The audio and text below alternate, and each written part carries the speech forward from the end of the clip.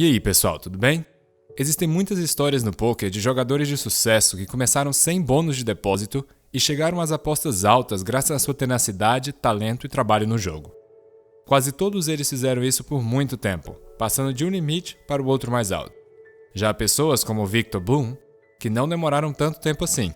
Mas vamos começar do começo. Infância e início da carreira. Victor Bloom nasceu em 26 de setembro de 1990, na pequena cidade sueca de Dalsland. Durante esse ano de escola, ele gostava de futebol, basquete e era uma criança bastante atlética. A família Bloom é grande, e não é surpreendente que os primeiros rivais da futura estrela mundial do poker fossem seu irmão Sebastian e amigos. Sebastian Bloom mostrou o poker para Victor aos 13 anos. Organizando jogos no recreio da escola com colegas e amigos, Victor começou a ganhar as primeiras somas significativas. Naquela época, ele era apenas um aluno. Por exemplo, o buy-in era uma coroa, o que seria mais ou menos 15 centavos de dólares, e o jogador poderia ganhar até 12 dólares.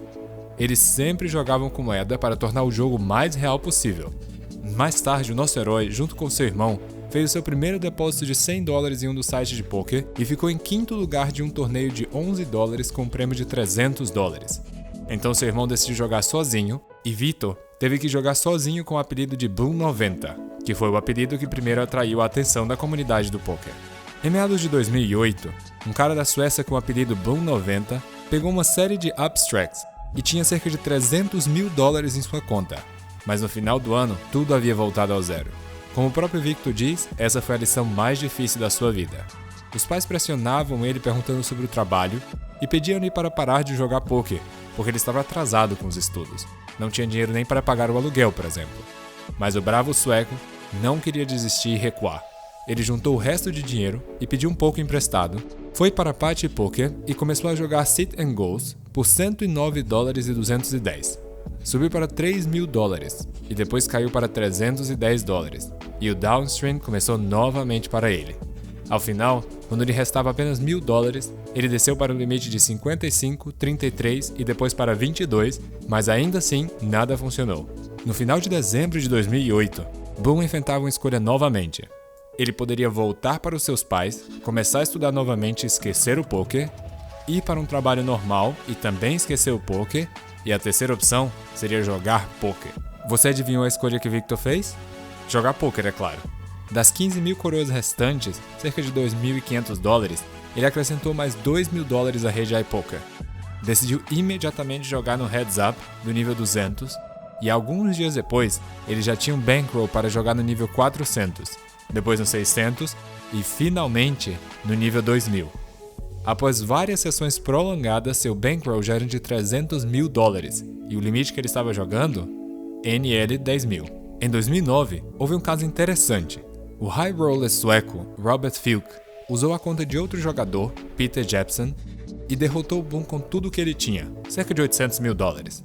O golpe foi revelado e o dinheiro foi devolvido a Bloom. Mas isso não aconteceu de imediato, e naquele momento ele precisava sair do zero.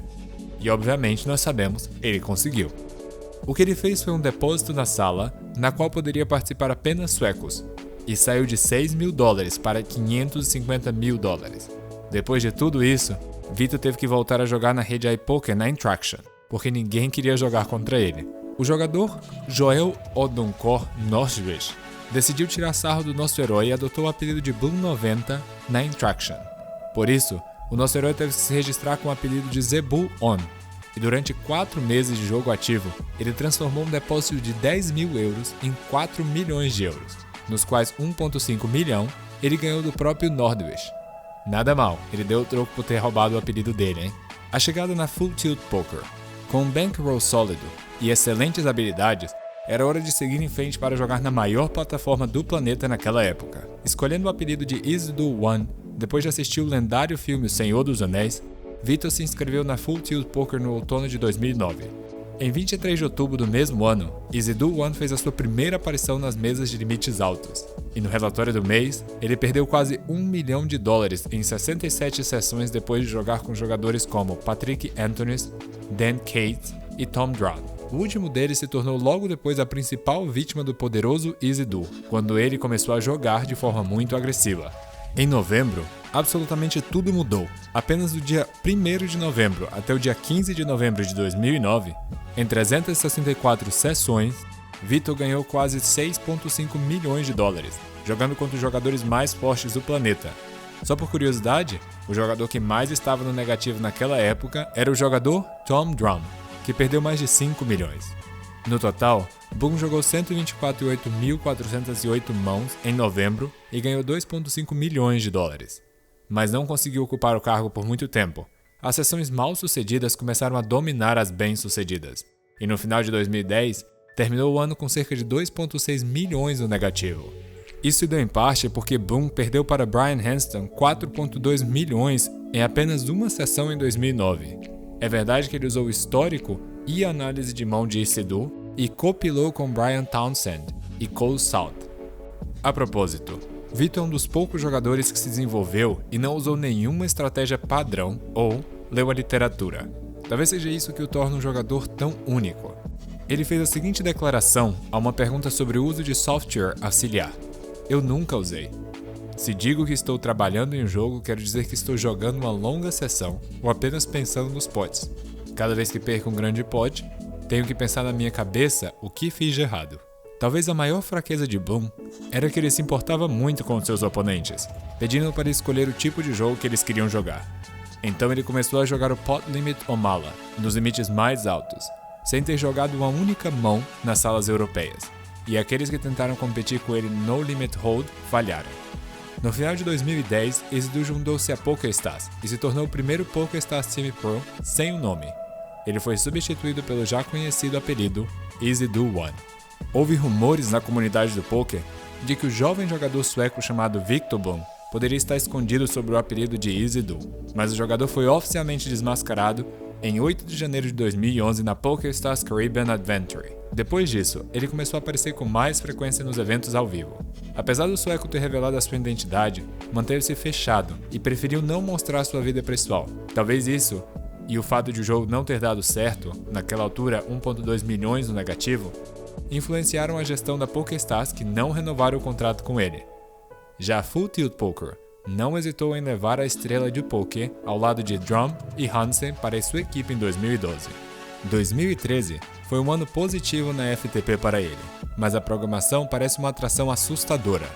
No mesmo ano, foi uma surpresa para todos que Isidore One venceu o main event do Scoop e ganhou mais de 1 milhão de dólares. Já 2014 foi um fracasso absoluto em todas as frentes, menos 2 milhões de dólares. No ano seguinte, vemos Boone pela primeira vez nas mesas da Full Tilt. E o gráfico total de menos de 4,7 milhões de dólares dificilmente agradou os olhos de Victor. No entanto, deve-se notar que em 2015 também foi muito bem sucedido no PokerStars, pois ele teve 3,4 milhões com sinal positivo, hein? No total, durante sua carreira na sala de poker, Red Spades ganhou mais de 4 milhões, mas apareceu pela primeira vez na PokerStars em dezembro de 2018. É impossível calcular o valor total ganho ou não. Portanto, vamos nos limitar a assistir um dos maiores potes da história do poker online entre Victor Boone e Phil Ive. A carreira de Isidore One em torneios ao vivo está indo muito bem com quase 2,9 milhões em prêmios em dinheiro. Ele atingiu suas maiores alturas em 2012 no evento PCA Super High Roller. Primeiro lugar com mais de 1 milhão de dólares na Party Poker Millions em 2018, também primeiro lugar com mais de 1 milhão de dólares em prêmios em dinheiro. Como observamos anteriormente, Boone não faz propaganda da sua vida pessoal, mas sabemos que namora a Juliana Viana, que é do Brasil, e eles juntos moram em Londres. Alguns o consideram viciado em jogos de azar e insano. Outros o consideram o melhor jogador de todos os tempos. Todo mundo escolhe no que quer acreditar, mas o fato é que este é um profissional de poker e um dos mais comentados do mundo. E isso é difícil de negar. Deixe nos comentários algum tema que você gostaria de ver um vídeo no nosso canal. E acesse nosso site cardmates.net. Até a próxima, pessoal!